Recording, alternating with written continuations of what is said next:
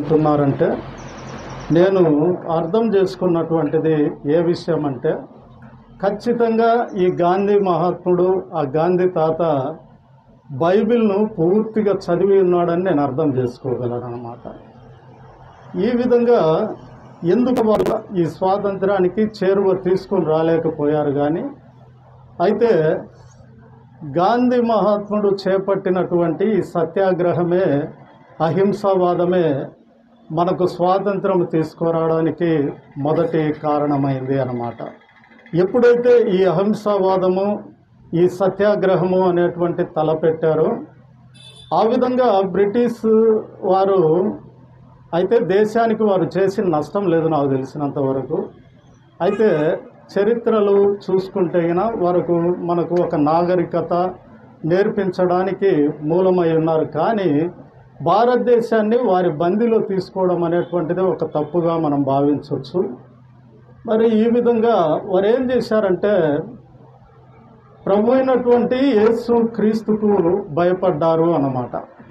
ఎందుకొరకంటే ఈ సత్యాగ్రహం అనేటువంటిది, ఈ అహింస అనేటువంటిది యేసు యొద్ద నేర్చుకున్నటువంటి వారు ప్రతి ఒక్కరు కూడా తెలుసుకోవలసినటువంటి విషయం ఏంటంటే సత్యము మనల్ని స్వతంత్రులుగా చేస్తుంది అన్నమాట. మరి ఈ విధంగానే మనము చూస్తే ఈ సత్యము ఎవరు అనేటువంటి విషయము పిలాతు కూడా అర్థం కాక సత్యము సత్యము అని చెప్పుచూ ఉన్నావు, ఏంటి ఆ సత్యం అని పిలాతు కూడా ప్రశ్న వేసినప్పుడు అర్థం కానటువంటి విషయం ఏంటంటే ఈయనే సత్యమని ఎరగకపోవడం, ఈయన జీవితాన్ని చూసి ఈయన సత్యవంతుడు సత్పురుషుడు అని ఎరగకపోవడమే మనం చూస్తూ ఉంటున్నాం. ఎరిగినటువంటి మనుషుల్లో పామరులుగా ఉన్నటువంటి వారు అయినటువంటి వారు ఈయన పేతుడు అంటున్నాడు. పేతుడు ఏమంటున్నాడంటే ఈయన దేవుని కుమారుడు, నిజముగా దేవుని కుమారుడు, ఒక సత్యాన్ని వెలుగుచ్చినట్లు మనము చూస్తూ ఉంటున్నాం. ఈ విధంగా యేసు క్రీస్తు ప్రభువు అహింసను కానీ ఆయన విడనాడాడు, అలాంటివి మనం చేయకూడదు అనేటువంటి బోధన బైబిల్లో మనం గమనించినట్లయితే పేతురు ఎప్పుడైతే యేసు ప్రభును బంధించడానికి ఆ యొక్క భటులు వస్తారో అప్పుడు పేతురు త్వరపడి ఒక సైనికుని అంటే మలుకుడు సైనికుని చెవి తెగనరికినప్పుడు పేతురుతో ఒక మాట అంటాడు, పేతురు కత్తి పట్టినవాడు కత్తి చేత నశించును. అంటే ఈ యొక్క బ్రిటిష్ వాళ్ళు కానీ గాంధీ మహాత్ముడు కానీ ఎప్పుడైతే ఈ అహింసా పద్ధతి అవలంబించారో, ఈ సత్యాన్ని తెలుసుకున్నారో వెంటనే వారు క్విట్ ఇండియా అంటే ఇండియా వదులుకోవడం మనం చూస్తూ ఉంటున్నాం. అప్పుడు పూర్తిగా ఈ స్వాతంత్రం రావడం చూస్తున్నాం. ఒకే ఒక పదం ఏంటంటే సత్యమే మిమ్మల్ని స్వతంత్రులుగా చేస్తుంది. ఈ రోజుకి కూడా యేసు క్రీస్తు చాటినటువంటి సత్యము, ఆయన చాటినటువంటి సువార్త అందరూ అంతటా మారు మనసు పొందుడి.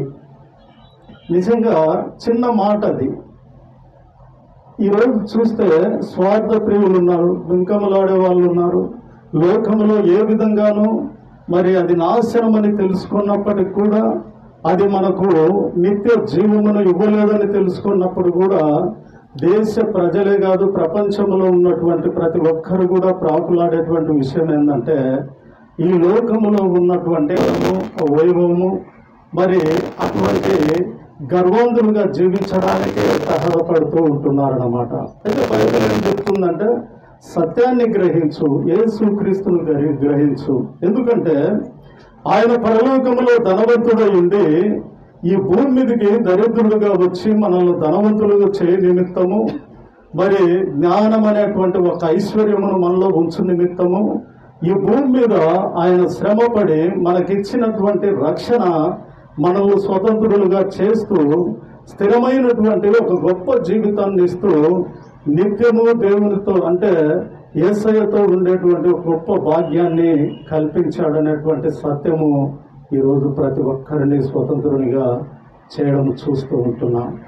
ఈ విధంగా ఈ సత్యము యేసు క్రీస్తుని గ్రహించి తన మనసు మార్చుకొని ప్రభు వైపు ఆత్మీయతలో సర్వ సత్యములోనికి నడిపించబడాలనేటువంటి ఒక అధ్యయనం ఎవరైతే చేస్తూ ఉంటున్నామో ఆ విధంగా దేవుడు ఏం చేస్తూ ఉంటున్నాడంటే ప్రతి ఒక్కరూ స్వతంత్రులుగా అవుతున్నారు. పాపం అనేటువంటి బానిసత్వం నుండి విడుదల పొందుతూ ఉంటున్నారు. ఈ ఆగస్టు 10 నేను పుట్టినరోజు అనమాట వాస్తవంగా చెప్పాలంటే. అయితే అందరూ పండగ చేస్తారు, మనం చేయాల్సిన అవసరం ఏముంది అని భావించామన్నమాట. కాబట్టి ఈ విధంగా అందరూ కలుసుకున్నందుకు వందనాలు తెలియపరుస్తూ ఈ సమయాన్ని